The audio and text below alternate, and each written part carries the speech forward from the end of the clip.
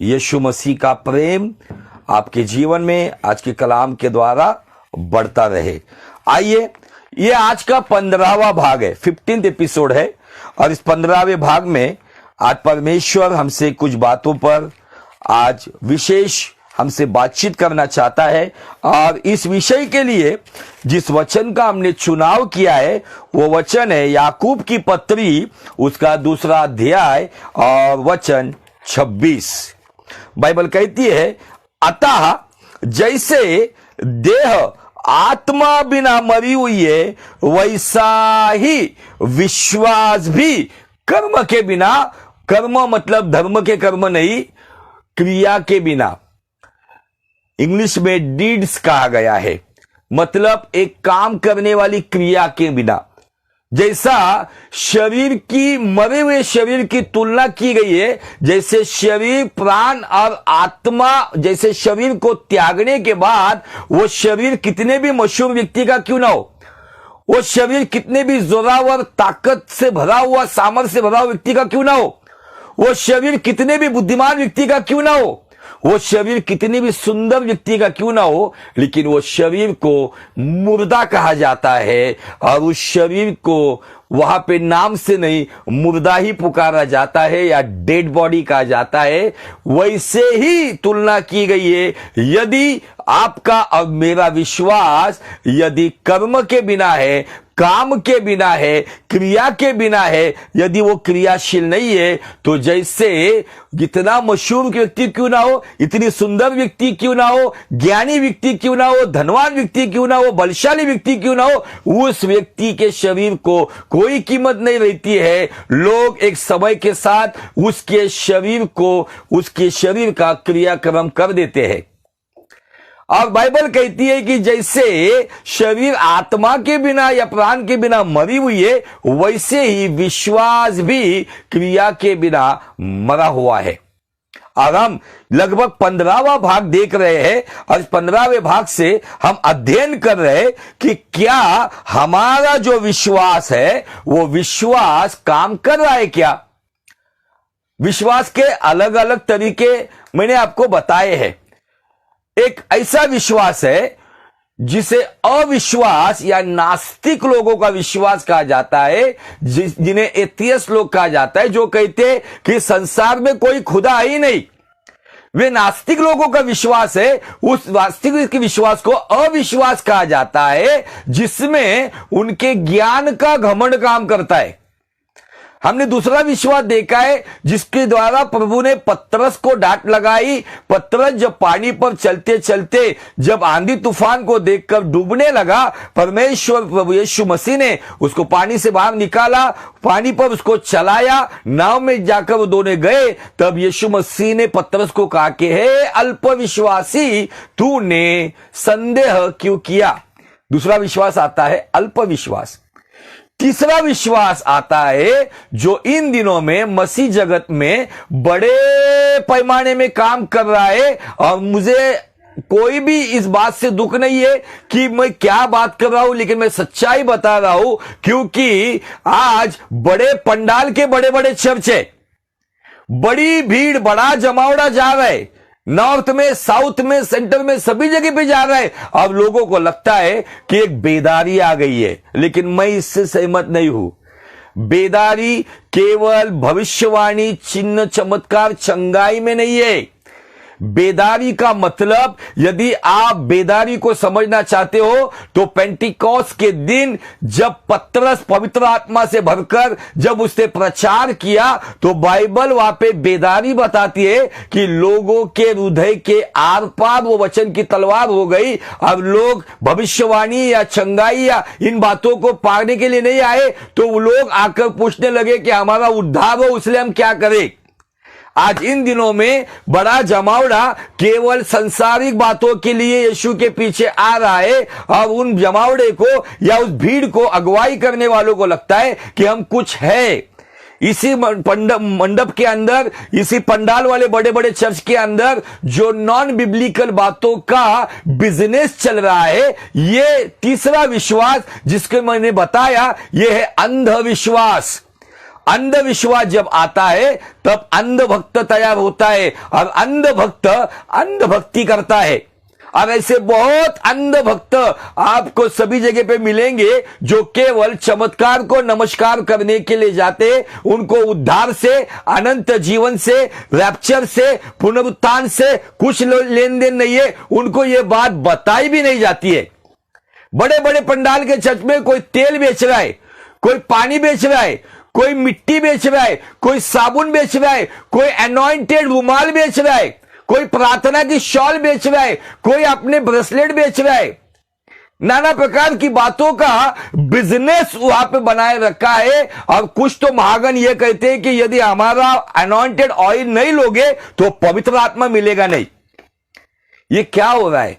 सत्य को दबाकर जो सेवा करने वाले कितने भी बड़े क्यों ना हो, रोमियो की पत्री में पौलुस कहता है उन पर स्वर्ग से परमेश्वर का क्रोध प्रकट होगा। अंत के समय में यीशु मसीह के पास बड़े अनॉइंटेड लोग आएंगे, जिसके बारे में यीशु मसीह ने हमें मत्ती के सुसमाचार में पहाड़ी के प्रवचन के अंत के समय में बताया।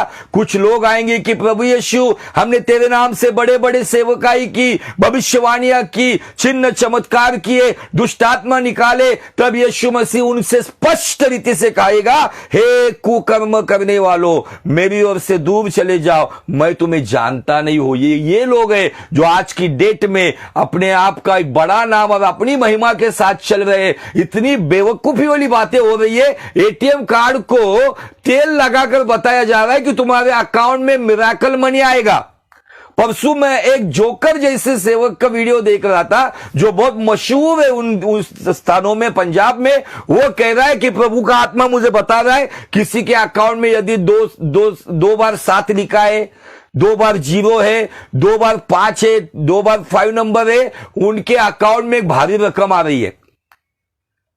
अरे ऐसी रकम कहां से आएगी? यदि हम किसी के पास किसी को हेल्प करते हैं, बैंक ट्रांजैक्शन होता है, एक बैंक से दूसरे बैंक में ट्रांजैक्शन होता है जिसका पुख्ता सबूत होता है, ये ऐसा मिरेकल मनी कहां से आएगा? कहीं ना कहीं आज ये बड़े पंडाल वाले, बड़ी भीड़ वाले अंधभक्ति के द्वारा, अंधविश्वास का, जैसे कोरोना वायरस सारी दुनिया में फैला, कोरोना वायरस ने लोगों की जाने लिए, वैसे मैं आज आपको बताना चाहता हूं इस अंधविश्वास ने लोगों के मूल विश्वास को मार दिया है। जैसे शरीर आत्मा के बिना मरा हुआ है, वैसे विश्वास भी ये अंधभक्ति की वजह से, इन अंधभक्तों के अंदर विश्वास क्रियाशील ना होने की वजह से विश्वास है लेकिन मरा हुआ है। चौथा और अंतिम विश्वास जिस पर हम अध्ययन कर रहे हैं वो है क्रियाशील विश्वास, एक्टिव फेथ। ये 15वां भाग हम एक्टिव फेथ का देख रहे हैं जिससे परमेश्वर आपसे बात करना चाह रहा है। मेरे भाइयों, मेरे बहनों, आज जिस संसार में, इस मसीहत की जो जगत में हम जी रहे हैं, नाना प्रकार के प्रलोभन वाली बातें आ रही है। आज जो वो प्रोफेट बनना चाहता है, अपोस्टल बनना चाहता है, बिशप बनना चाहता है, आर्च बिशप बनना चाहता है, अपने नाम के आगे एक टाइटल लगाना चाहता है, इन सारी बातों से आपको और मुझे सावधानी बरतनी होगी। क्योंकि ये सारी बातों की वजह से आज कहीं ना कहीं लोगों को लग रहा है कि बेदारी आ रही है, लेकिन मैं इससे बिल्कुल सहमत नहीं हूं। एक भीड़ जा रही है जो अंधभक्ति कर रहे हैं, उन्हें अंधभक्त बनाया जा रहा है और बड़े स्थानों में सिंहासन पे बैठे हुए, शान शौकत में बड़े हुए, आलीशान जगह पे बैठे हुए, अपने आप को बड़े सेवक और सेविका कहने वाले जो लोगों को सत्य नहीं बता रहे। यदि सत्य का प्रचार होगा तो उस पंडाल के अंदर हर एक घुटना फूट फूट कर, वहां पर हर एक व्यक्ति घुटनों को बुलाकर रो कर यीशु मसीह को दुहाई देगा और उद्धार के लिए तड़पेगा, ना कि चिन्ह चमत्कार, चंगाई, भविष्यवाणी, बरकत, वीजा के लिए नहीं, तो उद्धार के लिए तड़पेगा। आज उद्धार का महत्व, अनंत जीवन का महत्व, नरक का न्याय, स्वर्गीय जीवन, इसके बारे में कोई बता नहीं रहा है। रैप्चर ये शब्द भी कितने लोगों को पता है ये मुझे नहीं पता। गुप्त आगमन जो होगा जिसमें यीशु मसीह अपने चुने हुए लोगों को लेने के लिए आएगा, कुछ कब्र से निकलेंगे, कुछ जिंदा हालात से निकलेंगे, ये प्रचार चर्च से लुप्त हो गया है। कोई पश्चाताप का प्रचार नहीं है, कोई पवित्रता का प्रचार नहीं है, कोई आज्ञा पालन का प्रचार नहीं, बस केवल बाबागिरी का प्रचार चल रहा है। प्रभु में आओ, तुम्हें अमका मिलेगा, ढिमका मिलेगा। इन्हीं बातों से लोगों ने यीशु मसीह को उद्धारक की जगह से निकालकर एक बाबा के स्वरूप में लाके रख दिया है। इसलिए जमावड़ा आ रहा है, केवल इस संसार की बातों के लिए आ रहा है। लेकिन पहला कोरिन्थियों 15:19 कहता है, यदि तुम इसी जीवन के लिए यीशु पर आशा रखते हो तो जो बाहर के लोग हैं, अन्य जाति के लोग हैं, उनसे तुम अधिक लाचार हो। हम लाचार लोग नहीं है, हम पिता परमेश्वर की संतान है। हम लाचारी सी जीवन जीने वाले लोग नहीं है। हमारे सामने, हमारे बाइबल में ऐसे लोग हैं जिनको मौत मिली तो भी उस मौत से मुकरे नहीं। उन्हें प्रतिज्ञा के अनुसार उनको आशीष नहीं मिली तो भी यीशु मसीह के लिए हंसते हंसते कुर्बान हो गए। लेकिन आज के दिनों में जो प्रचार हमारे चारों ओर आ रहे हैं, वो केवल कानों की खुजली मिटाने के लिए और मनुष्य के दिल को अच्छी लगने वाली बातों की बातें चल रही है। अब यदि कोई कड़वा प्रचार करता है, उसको पुराने स्टाइल का प्रचारक कहा जाता है। हाँ, ये पुराने स्टाइल का प्रचारक है जो पेंटिकॉस्ट की आग लेके चल रहा है, जो सच्ची आग है, जो बनावटी आग लेकर नहीं चल रहे। आज सारी बनावटी आग लेकर लोग चल रहे। ये बनावटी आग लेकर केवल गिरना, उछलना, चिल्लाना, पुकारना, इन्हीं बातों में लोगों को बचपन की बातों में ढाल के रखा है। आज कलीसिया को आत्मविश्वासी होकर, क्रियाशील विश्वासी होकर जिस तरीके से चेलेपन में आगे बढ़ना है, इन बातों से कहीं ना कहीं कलीसिया को उससे वंचित रखा जा रहा है। और इस बातों का एक बड़ा दुख आज कलीसिया के सामने। लेकिन आप और मैं खुदावन को धन्यवाद दे कि हमें ऐसे अगुवे मिले हुए कि जो हमें सत्य शिक्षा देते हैं और सत्य से तुम वाकिफ होगे। यूहन्ना 8:32 कहता है, सत्य को आप जानोगे और सत्य तुम्हें आजाद करेगा। आमीन, हालेलुया। आज ये सारी दुनिया भर की बातों को पाने के लिए लोग जो आजाद होना चाहते हैं वो आजाद नहीं हो रहे, वो और गुलाम बनते जा रहे हैं। क्योंकि परमेश्वर ने हमें गुलामी का आत्मा नहीं दिया है, तो बाइबल कहती है कि हमें लेपालकपन का आत्मा दिया गया है। परमेश्वर ने यीशु मसीह के द्वारा हमें गोद लिया है और उस पवित्र आत्मा के द्वारा हमें अबा और पिता कहने का अधिकार दिया गया है। हम लाचार लोग नहीं है। Hallelujah, praise the Lord. परमेश्वर इन दिनों में हमसे स्पष्ट रीति से बात कर रहा है। लेकिन अजीजों, इस चार विश्वास के द्वारा जो अविश्वास, शायद हम अविश्वास में नहीं है, नास्तिक नहीं है, हम शायद अल्प विश्वास में होंगे, 50-50, कभी इधर तो कभी उधर, उससे बाहर आना होगा। या यदि कोई आज अंधविश्वास में प्रभु यीशु और उसके वचन को छोड़कर ये नाना प्रकार की बातों में जो उलझ कर पड़ा हुआ है, उनके लिए सावधान होने की जरूरत है।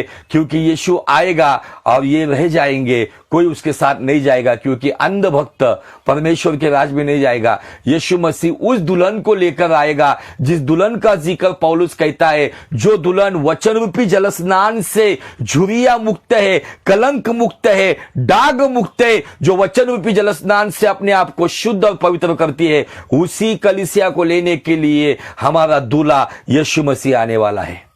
Hallelujah, praise the Lord. अब हम फिर से उस वचन की ओर चलते हैं जिस वचन पर मैं आपका बार बार ध्यान बटा रहा हूं।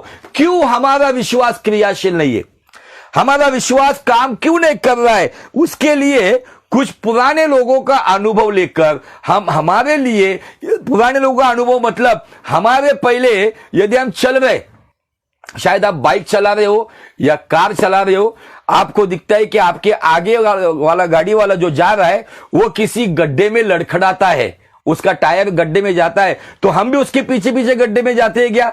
नहीं, हमें वो सतर्क करता है, मैं गड्ढे में पड़ा हूं, तुम सावधान हो जाओ। आज लोग गड्ढे में गिर रहे और उसके साथ साथ दूसरे को भी गिरा रहे हैं। यीशु मसीह ने बहुत उत्तम उदाहरण दिया था, अंधा अंधे को लेकर जा रहा है। आज अंध भक्त उस सेवक के पीछे चल रहा है। वो सेवक भी एक अंध सेवक है, जो सच्चाई पता होने के बावजूद, जो केवल सोया नहीं तो सोने का ढोंग करने वाला सेवक, जो भेड़ की खाल में भेड़िया बनकर आज कहीं ना कहीं भेड़ों को तितर बितर कर रहा है। उनके विश्वास को वो सही क्षेत्र में लेकर नहीं आ रहा है। प्रारंभ की कलीसिया ने सही विश्वास में आने के लिए अपने प्राणों की आहुति दी। उनके सामने उनके बच्चों को भूखे शेर और सभी प्रकार के जंगली जानवरों के सामने डाल दिया गया था, लेकिन फिर भी उनके सामने उनके बच्चों को फाड़ कर खाया गया। लेकिन कलीसिया अपने विश्वास पर अटल थी, इसीलिए हमारे ओर सत्य पहुंचा। आमीन, हालेलुया। क्यों पुराने लोगों का अनुभव हमें लेना है? तो आइए हम चलते इब्रानियों की पत्री उसका 4 अध्याय वचन 1 और 2 सुनो गौर से। इसलिए कि जबकि उसके विश्राम में प्रवेश करने की प्रतिज्ञा अब तक है, उसके विश्राम में प्रवेश करने की मतलब अनंत जीवन में जाने की, तो हमें डरना चाहिए ऐसा ना हो कि तुम में से कोई जन उससे वंचित रह जाए। आज किसी के अंदर यह डर है क्या? समझो अगले पल यीशु मसीह आएगा, लेकिन यह डर है क्या यीशु आएगा और मैं शायद इस अनंत जीवन में, उस मिरास में, उस प्रतिज्ञा के देश में, उस सियोन देश में जाने से मैं वंचित तो नहीं रह जाऊंगा। आज हर एक को डर है अपने भविष्य का, मेरा भविष्य क्या होगा, अपने बिजनेस का, अपनी नौकरी का, अपने परिवार का, अपने बच्चों का, धन दौलत का, प्रॉपर्टी का, इन्वेस्टमेंट का, इसी बात का डर है। लेकिन बाइबल यहां पे कहती है विश्राम में प्रवेश करने की प्रतिज्ञा अब तक है, आज के दिन तक है, जब तक जिंदा है तब तक है।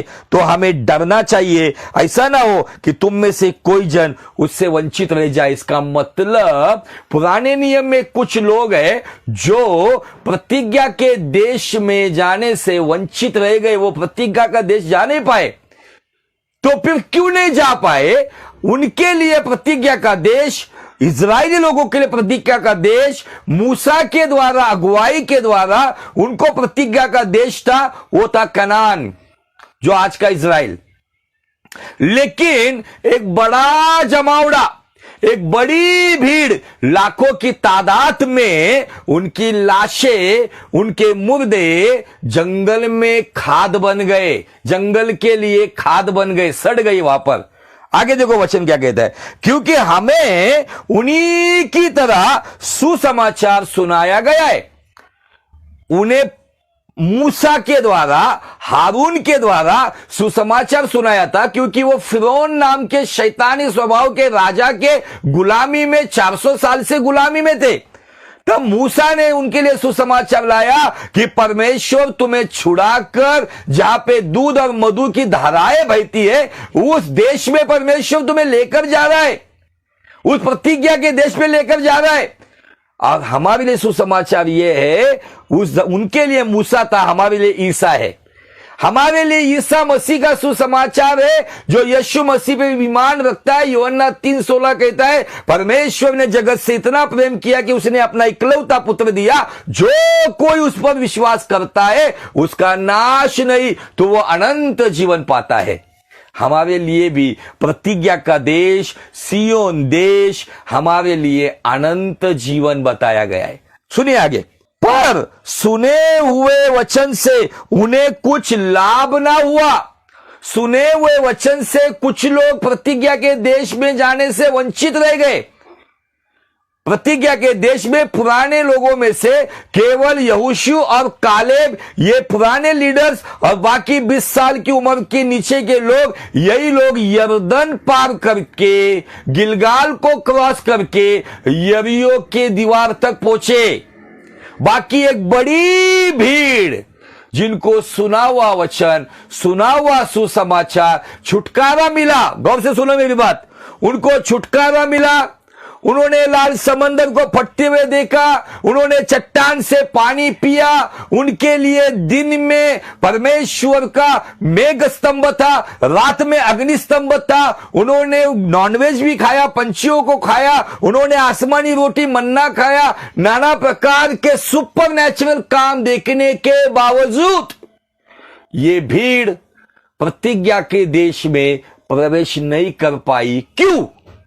ये हमारे लिए भी लागू है। आपने चमत्कार देखे होंगे, आपके जीवन में चमत्कार हुए होंगे, चंगाई आपके लिए हुई होगी, भविष्यवाणियां सही हुई होगी, लेकिन यदि आप उसी बात में पड़े होंगे तो शायद खतरे की बेल आपके लिए मेरे लिए भी बज रही है। क्योंकि बाइबल कहती है, क्योंकि सुने हुए वचन से यदि इस्राएलियों को कुछ लाभ न हुआ, क्योंकि सुनने वालों के मन में विश्वास के साथ नहीं बैठा। क्या नहीं बैठा? वचन नहीं बैठा। आज मेरे मन में मैंने दुनिया भर का कूड़ा कचरा संभाल के रखा है। मेरे जीवन में, मेरे आसपास में मैं केवल किसी के लिए कुछ अच्छा करने की कोशिश करता हूं, भले उसकी बदौलत वो व्यक्ति मेरे खिलाफ कुछ भी सोचे, कुछ भी बोले, मेरे मन में उनकी औकात नहीं है। उनके द्वारा मुझे जो सताव या मुझे जो वहां पर जो बगावत मिली या मुझे जो दुख मिला, उनकी वो औकात नहीं है कि उनके दुखों को मैं मेरे मन में बिठाऊं। मेरे मन में केवल बैठ सकता है परमेश्वर का वचन, जो वचन आदि में था, जो वचन परमेश्वर के संग था, जो वचन परमेश्वर था, जो वचन सबके वचन के द्वारा सब कुछ हुआ, जो वचन देहधारी हुआ, जो यीशु मसीह, वही इस मन में बैठ सकता है। यदि आपका विश्वास क्रियाशील हो तो विश्वास को जिंदा रखने के लिए जिंदा परमेश्वर का वचन जरूरी है। आज लोगों के मन में क्या क्या प्रकार की बातें हैं, नाना प्रकार की बातें भर के रखी हुई है। पिछले संडे का संदेश लोगों को याद नहीं रहता है, लेकिन 10 साल पहले का अपमान याद रहता है। इस मन में मैंने जो कूड़ा कचरा संभाल के रखा है ना, आज उसको निकालना होगा। शायद किसी के लिए कड़वाहट, शायद किसी के लिए बदले की भावना, किसी के नुकसान करने की सोच, किसी के प्रति द्वेष भावना, किसी के प्रति जेलसी, ईर्ष्या, किसी के प्रति आज कुछ ना कुछ मन में गलत धारणाएं, इन सभी बातों को हटाना होगा। और जब वचन मन में आके बैठेगा तो ये वचन आपको लाभदायक होगा। ये वचन, सुना हुआ वचन यदि आपके मन में बैठेगा तो इसका दूसरा पहलू, भले इजराइलियों के मन में नहीं बैठा इसलिए सुना हुआ वचन उनके लाभदायक नहीं हुआ, वो प्रतिज्ञा के देश जा नहीं पाए। यदि हम उन्होंने जो गलती की, जिन गड्ढों में वो पड़े, हम उन गड्ढों में ना जाते हुए यदि सुना हुआ वचन हम मन में संभाल के रखते हैं तो ये सुना हुआ वचन निश्चित लाभदायक होगा, निश्चित प्रॉफिटेबल होगा, जो हमें इस जीवन से अनंत जीवन लेकर जाएगा।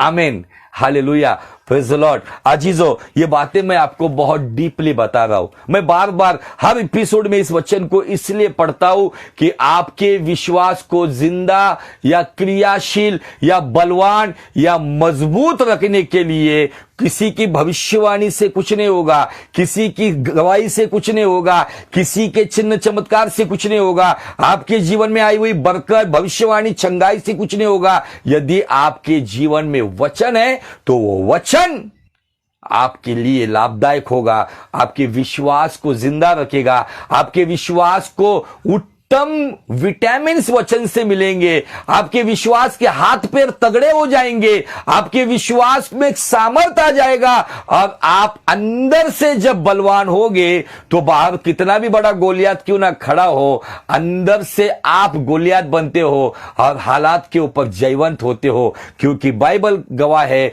बाइबल कहता है सुना हुआ वचन जिनके मन में नहीं बैठा उनका नुकसान हुआ, लेकिन सुना हुआ वचन यदि आपके और मेरे मन में बैठता है तो हमारे विश्वास को बलशाली करते हुए, प्रभु में बलवान करते हुए हर हालात पर हमें जयवंत करता है। आमीन, हालेलुया, प्रेज़ द लॉर्ड। और आज मैं आपको ये बातें बताकर मैं आज एक व्यक्ति के पास आपको लेकर जाना चाहता हूं, लेकिन उसके पहले विश्वास आता कहां से? रोमियो 10:17 कहता है, अतः विश्वास सुनने से और सुनना मसीह के वचन से। अतः विश्वास सुनने से और सुनना मसीह के वचन से। यह विश्वास की वाणी है। इब्रानी 11:1 विश्वास की व्याख्या है, परिभाषा है, डेफिनेशन है, जो कहता है विश्वास आशा की हुई बातों का निश्चय है और अंधे की बातों का प्रमाण है। आमीन। विश्वास में हमें आशा भी बहुत महत्वपूर्ण पार्ट है।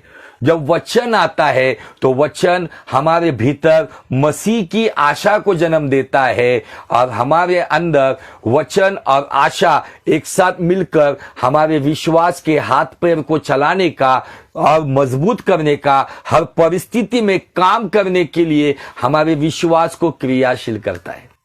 कितनी भी ताकत से भरी हुई व्यक्ति क्यों ना हो, लेकिन यदि वो पैरालाइज होकर पड़ी हुई है, उससे कुछ मतलब नहीं है। आमीन, हालेलुया।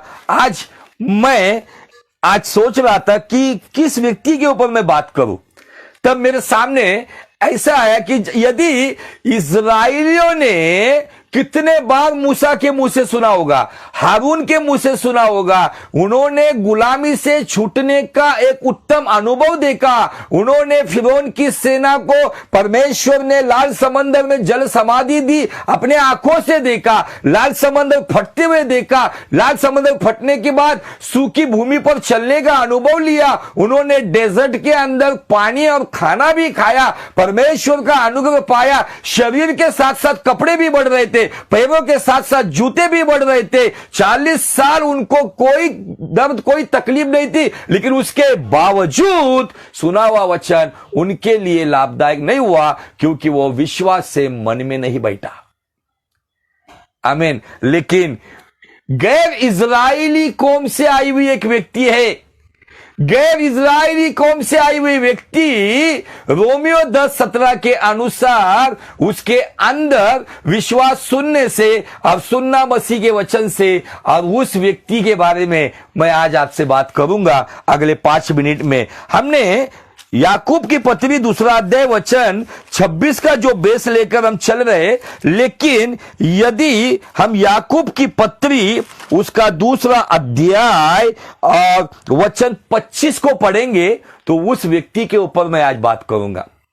बाइबल कहती है याकूब की पत्री 2 अध्याय वचन 25 में, वैसे ही अब्राम के साथ तुलना होने के बाद वो यहां पर वैसे ही राहाब वेश्या भी, हेलो, मैं किस व्यक्ति के बारे में बात कर रहा हूं, कान खोलकर सुनो। राहाब वेश्या भी जब उसने दूतों को अपने घर में उतारा और दूसरे मार्ग से विदा किया, तो क्या कर्मों से धर्मी ना ठहरी? और फिर 26 वचन कहता है, अतः जैसे शरीर आत्मा के बिना मरा हुआ है, वैसे ही विश्वास क्रिया के बिना मरा हुआ है। राहाब वेश्या का उदाहरण लेकर यहां पर याकूब प्रभु यीशु मसीह का भाई है। ये इसका उद्धार यीशु मसीह के पुनरुत्थान के बाद हुआ। पुनरुत्थान के बाद उसने यीशु पर विश्वास किया और यीशु के पीछे चलने लगा। और ये कहता है राहाब वेश्या भी अब्राम के साथ तुलना करते हुए, जैसे अब्राम भी अपनी क्रियाओं से धर्मी ठहरा, वैसे ही वो कह रहा है कि राहाब वेश्या भी अपने कर्मों से, मतलब विश्वास की क्रिया से, क्योंकि नए नियम के अनुसार हम विश्वास से धर्मी ठहरते। धर्मी मतलब धर्म की बात नहीं, राइचियसनेस। हमें राइचियस जीवन कैसे मिलता है, धर्मी जीवन कैसे मिलता है? राइचियसनेस से, वो विश्वास की क्रिया, विश्वास से हमें राइचियस बनाया गया है। और बाइबल यहां पे कहती है कि राहाब भी अपने विश्वास के कर्मों से धर्मी नहीं ठहरी। एक वेश्या कैसी बनी? तो जैसा मैंने कहा रोमियो 10:17 के अनुसार पौलुस कहता है, अतः विश्वास सुनने से, अब सुनना मसीह के वचन से। इस बहन ने अपने शहर में एक गैर इजरायली कौम से आई हुई, अन्य जाति से आई हुई स्त्री थी, और स्त्री ने अपने देश में एक ऐसा विश्वास प्रकट किया जिसका इनाम इतना बेस्ट मिला उसको। मैं खुश हो गया हूं। मुझे जब फर्स्ट टाइम राहाब के बारे में जब परमेश्वर ने उत्तम रेवलेशन दिया, मैंने परमेश्वर को बहुत धन्यवाद दिया। परमेश्वर यदि वेश्याओं को उठाकर यदि ऊंचा उठा सकता है, हमारा ये परमेश्वर है। हमारा परमेश्वर पक्षपात करने वाला नहीं है। हमारा परमेश्वर मुंह देखकर काम करने वाला नहीं है। हमारा परमेश्वर ऊंच नीच करने वाला नहीं है। हमारा परमेश्वर हमें कूड़े से उठाकर सरदारों की बैठक में बिठाने वाला परमेश्वर है। आमीन, हालेलुया। बाइबल क्या कहती है? आइए हम चलते हैं यहोशू की किताब में 2 अध्याय और वचन 1 से लेके आगे। फटाफट मैं आपके लिए पढ़ता हूं। तब नून के पुत्र यहोशू ने 2 भेदियों को, जासूस को शित्तीम से चुपके से भेज दिया और उनसे कहा, जाकर उस देश और यरीहो को देखो। तुरंत वे चले गए और राहाब नाम कर किसी वेश्या के घर में जाकर सो गए, वास्तविक छुप गए। तब किसी ने यरीहो के राजा से कहा, आज की रात कई एक इजरायली हमारे देश का भेद लेने को यहां आए हुए हैं। तब यरीहो के राजा ने राहाब के पास यो कहला भेजा, जो पुरुष तेरे यहां आए हैं उन्हें बाहर ले आ, क्योंकि वे सारे देश का भेद लेने को आए। ये सुनने के बाद वास्तविक ये जासूस जो यहोशू ने भेजे हुए ये राहाब के घर में ही थे, लेकिन बाइबल कहती है आगे, उस स्त्री ने दोनों पुरुषों को छिपा रखा और इस प्रकार कहा। उस स्त्री ने वास्तविक अपने देश के राजा के साथ वफादारी करनी चाहिए थी, लेकिन मुझे बहुत अच्छी बातों से परमेश्वर ने स्त्री के जीवन को समझाया। स्त्री ने अपने देश के राजा के साथ वफादारी क्यों नहीं की पता है? क्योंकि उसने राजाओं के राजा के बारे में जो सुना था, जिससे उसके अंदर विश्वास आया था, और वो विश्वास मसीह के वचन से आया था। मसीह केवल नए नियम में नहीं है, मसीह युगान युग से है, सब कुछ उसके द्वारा हुआ है, सभी बातों में मसीह उसकी मौजूदगी है। आमीन, हालेलुया। आगे देखो क्या कहते, मेरे पास कई पुरुष आए तो थे, परंतु मैं नहीं जानती कि वे कहाँ के थे। और जब अंधेरा हुआ और फाटक बंद होने लगा, तब वे निकल गए, मुझे मालूम नहीं कि वे कहाँ गए। तब फुर्ती करके उनका पीछा करो तो उन्हें जा पकड़ोगे। उसने उन राजा के लोगों को गुमराह किया। वास्तविक वो लोग उसके घर में अटारी के ऊपर की जगह पर, ऊपर के फ्लोर पर उनको चुपके से छुपाया था, वो सोए हुए थे। अब ये कहती, मुझे पता नहीं वो चले गए, कितने पुरुष आकर गए पता नहीं, तुम जाकर फाटक बंद होने से पहले उनको पकड़ो। उनको गुमराह कर दिया। एक तो उसने राजा के साथ वफादारी नहीं की, राजा के जो लोग आए उनको भी गुमराह किया। क्यों? ऐसी कौन सी बात? राहाब के जीवन में, राहाब के कर्मों के द्वारा, इस विश्वास की क्रिया के द्वारा, याकूब 2:25 में कहा गया है कि वो अपने विश्वास के कामों से धर्मी हो गई। ऐसी कौन सा काम? उसने अपने क्षेत्र के राजा और उसके लोगों के साथ वफादारी नहीं की, क्योंकि उसने राजाओं के राजा को अपने जीवन में ग्रहण किया था। कैसे ग्रहण किया था? चलिए आगे देखते हैं। उसने उनको घर की छत पर चढ़ाकर सनई के लकड़ियों के नीचे छिपा दिया था। देखो, मैंने कहा था घर के ऊपर की खोली में, छत के पास जो खोली थी वहां पर उसको रखा था। वे पुरुष तो यरदन का मार्ग ले उनकी खोज में घाट तक चले गए, जो कि उनको खोजने वाले फाटक से निकले, तो ही फाटक बंद किया गया। जो ढूंढने को आए थे वो गए उधर यरदन की ओर उनको ढूंढने के लिए। ये लेटने न पाए थे कि वो स्त्री छत पर उनके पास जाकर, ये बहुत इंटरेस्टिंग बात है, गौर से सुनो। राहाब उन 2 जासूस जो यहोशू ने भेजे थे देश का भेद निकालने के लिए, इंफॉर्मेशन निकालने के लिए, इन पुरुषों से कहने लगी, गौर से सुनो, इन पुरुषों से कहने लगी, मुझे तो निश्चय है कि यहोवा ने तुम लोगों को यह देश दिया है। आमीन। एक वेश्या, परदेसी वेश्या, अन्य जाति की स्त्री, जिसका इजराइल से कुछ लेन देन नहीं है, लेकिन इजराइल में कुछ लोग थे। हमने थोड़ी देर पहले पढ़ा इब्रानी 4:2 में, सुना हुआ वचन कुछ लोगों का लाभदायक नहीं हुआ, क्योंकि सुना हुआ वचन उनके मन में नहीं बैठा। इसीलिए कभी कभी पुराने मसीह होते हैं, उनका विश्वास काम नहीं करता। नए अन्य जाति के लोग आते हैं, वो तुरंत विश्वास में आते हैं और खुदावन उनको आजाद करता है। ये यहाँ पर राहाब जो है, ये अन्य जाति की कलीसिया का दर्शक है। राहाब अन्य जाति की कलीसिया का दर्शक है। उसने इस दुनिया के राजा का डर नहीं रखा, उसने ये नहीं सोचा कि यदि राजा को पता चलेगा तो राजा मुझे मौत के घाट उतार देगा। उसने इस राजा का डर नहीं रखा, उसने यहोवा राजा का डर रखा। और वो कहती है, बहुत सुंदर बात है जिससे मैं ब्लेस हो गया। वो कहती है, मुझे तो निश्चय है। क्या आपको निश्चय है कि आपका परमेश्वर निश्चय आपको लेने के लिए बीच मध्य आकाश में आएगा, वो लेकर हमें पिता के राज्य में लेकर जाए? क्या आपका निश्चय है? आपको वचन सुनाया गया है, आपको सुसमाचार सुनाया गया है, क्या आपका निश्चय क्या कहता है? क्या अभी भी हम केवल दुनियादारी की बातों के निश्चय में पड़े हुए? लेकिन ये एक निचले निम्न दर्ज की स्त्री, एक दुनिया की दृष्टिकोण में तुच्छ समझने वाली स्त्री, वो कहती है, क्यों उसने कहा? देखो सुनो आगे की बात।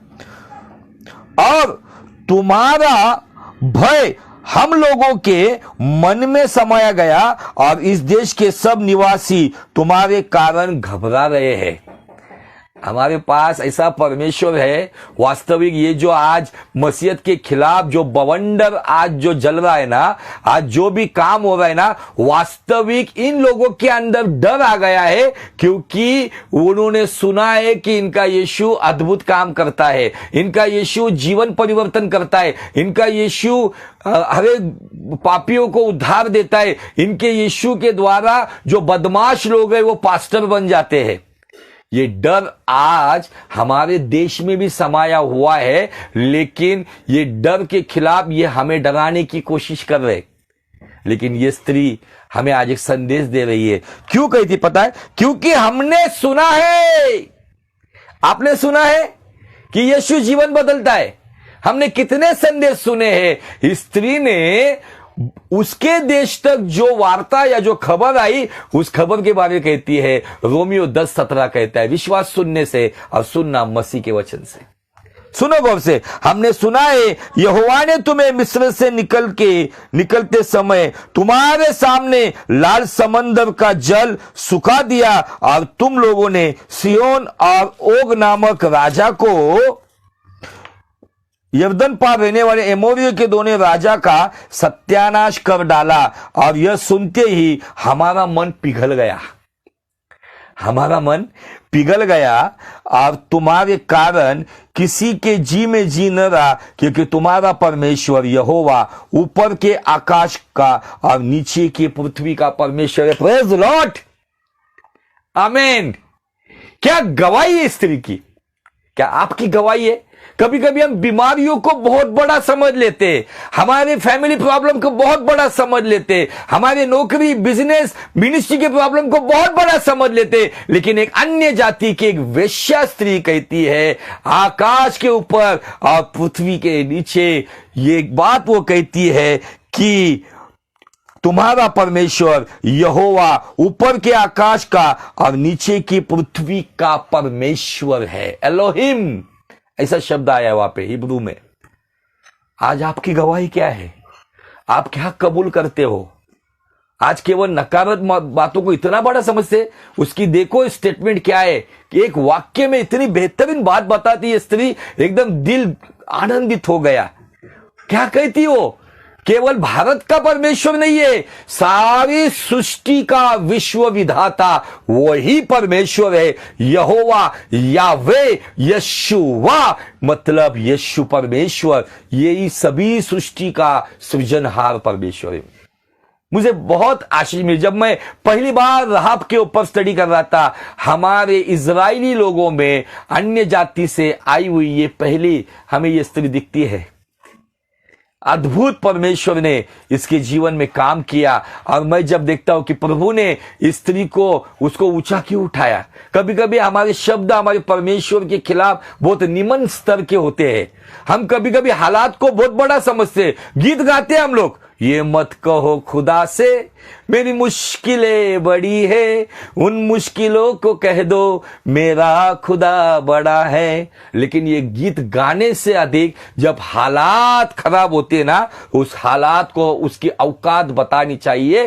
तू भले ही आज मेरे सामने बड़े आवाज से या बड़े सामर्थ्य से आया है, लेकिन मैं जिसकी इबादत करता हूं, मैं जिसका भक्त हूं, मैं जिसका बेटा या बेटी हूं, ये सारी सृष्टि का बाप है वो। आमीन, हालेलुया।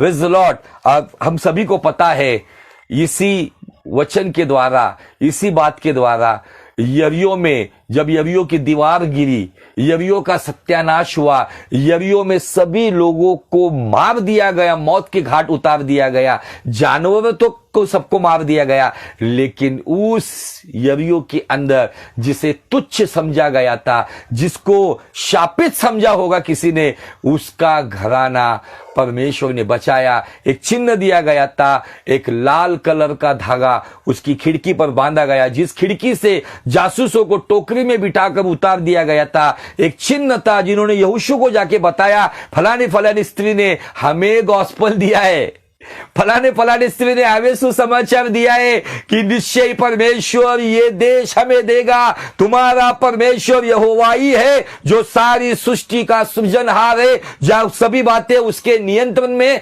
हमें सुसमाचार एक वेश्या ने दिया। जब यहोशू को बातें पता चली होगी, यहोशू का मन फूल उठा होगा, यहोशू आनंदित हुआ होगा। और यहोशू ने जो बताया था वो यहोशू, मुझे ऐसा लगता है कि जब दीवार गिर गई यरीहो की, तब यहोशू उस खिड़की को ढूंढ रहा होगा जहां पर ये लाल कलर का धागा बांधा हुआ था, क्योंकि यहोशू उस स्त्री को देखने के लिए बहुत ही लालायित था। उसको देखना था कि कौन थी कि पूरे देश में जिसने यहोवा का नाम ऊंचा उठाया है। यदि परमेश्वर का नाम आप ऊंचा उठाते हो, आपकी हालात कितनी भी बिगड़ी क्यों ना हो, वह परमेश्वर आपको ऊंचा उठाता है। आमीन, हालेलुया, प्रेज द लॉर्ड। राहाब को परमेश्वर ने केवल उसको और उसके घराने को केवल बचाया नहीं, तो राहाब को एक अच्छी, सुंदर और टॉप लेवल की जिंदगी भी दी। आप कहेंगे कैसा? जब मैं मत्ती रचित सुसमाचार में आता हूं, उसका पहला अध्याय और उसका हेडिंग लिखा है यीशु मसीह की वंशावली। यीशु मसीह की वंशावली, उसका पहला अध्याय और वचन 5 में क्या लिखा है, मैं आपको पढ़वाना चाहता हूं। पढ़िए गौर से। ऐसा लिखा है,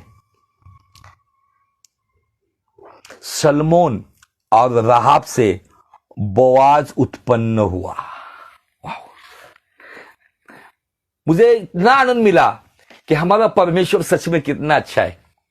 उसने राहाब को केवल छुड़ाया नहीं, तो राहाब को एक अच्छी लेवल पे, आज भी यीशु मसीह हमें छुड़ाता है और वो चाहता है कि हम एक अच्छी लेवल पर आ जाए, लेकिन बहुत सारे लोग उससे वंचित रह जाते। क्यों?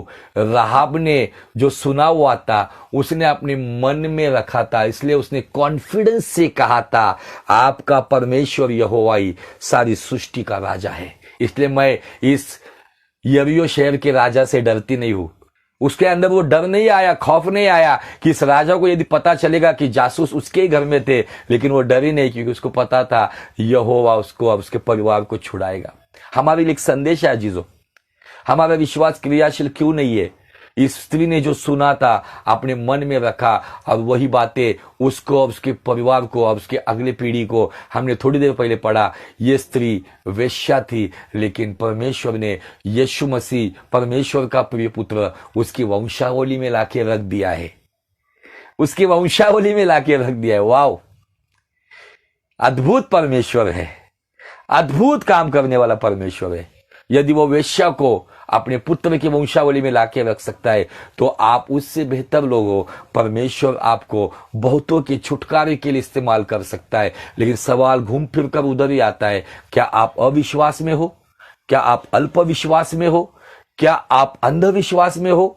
तो आपको यहां से बाहर निकलना होगा और आपको क्रियाशील विश्वास में आना होगा, जो राहाब ने आज हमें सिखाया है। उसका क्रियाशील विश्वास उसके जमाने में ना केवल उसके परिवार की सुरक्षा करता है, ना केवल उसके परिवार को बचाता है, साथ ही साथ परमेश्वर उसको एक अच्छी जिंदगी देता है और अपने पुत्र के गोत्र में, अपने पुत्र के वंशावली में लाके रखता है। उसके द्वारा जो व्यक्ति पैदा हुआ जिसका नाम बोआज है, और इस बोआज ने भी एक अन्य जाति स्त्री रूत के साथ विवाह किया, और हम सबको पता है रूत से ओबेद पैदा हुआ, ओबेद से ईशाई पैदा हुआ, ईशाई से दाऊद महाराज पैदा हुए, लेकिन उसकी जड़ राहाब।